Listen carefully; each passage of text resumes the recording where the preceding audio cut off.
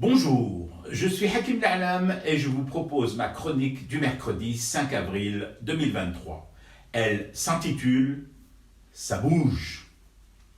Il faut surveiller ce qui se passe à la loupe, comme le lait sur le feu.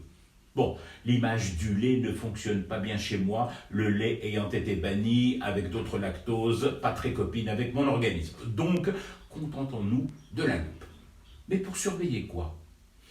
Ce qui vient de se passer sur les marchés pétroliers et cette décision inattendue de plusieurs pays exportateurs, dont l'Algérie, de diminuer la production afin d'induire une hausse des prix.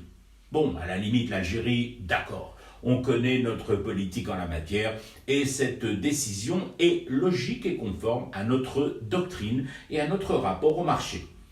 Sauf que là, il n'y a pas que nous dans le lot des frondeurs. Il y a aussi des monarchies pétrolières, dont l'Arabie Saoudite. Et c'est là que ça devient intéressant.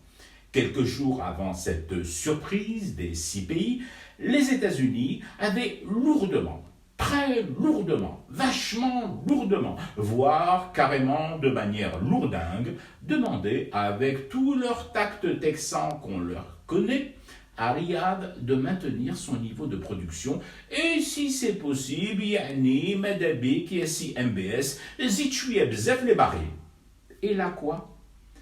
Ben Salman dit non aux USA.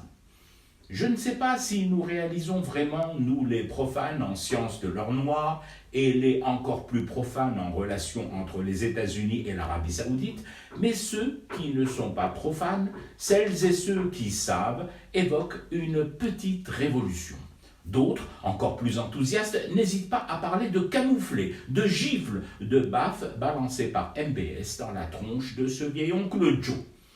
Les initiés et les non-initiés sont au moins d'accord sur une chose. Jamais, au grand jamais, décision contraire aux desiderata de Washington n'avait été prise avec autant de fermeté depuis le fameux choc pétrolier qui avait ébranlé le monde en octobre 1973 et qui avait vu le baril passer de 2,59$ à 11,65$ en quelques semaines seulement.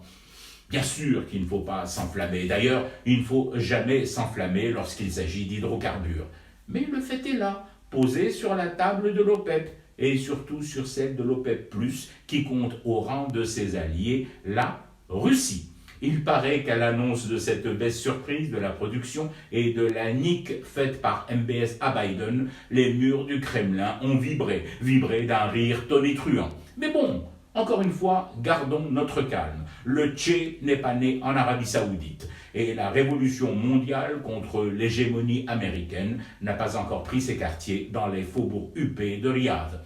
Disons juste, après avoir sagement rangé notre loupe, que des choses bougent, que des blocs se fissurent, que des lézards que l'on pensait ad vitam aeternam fixés sur un mur, une portion de mur américaine, en ont découvert d'autres où le soleil n'est pas moins chaud. Juste cela, pour l'heure, et fumons du thé pour rester éveillé au cauchemar qui continue. C'était Hakim La'alam, je vous retrouve demain pour une autre chronique et une autre façon de dire son amour à l'Algérie.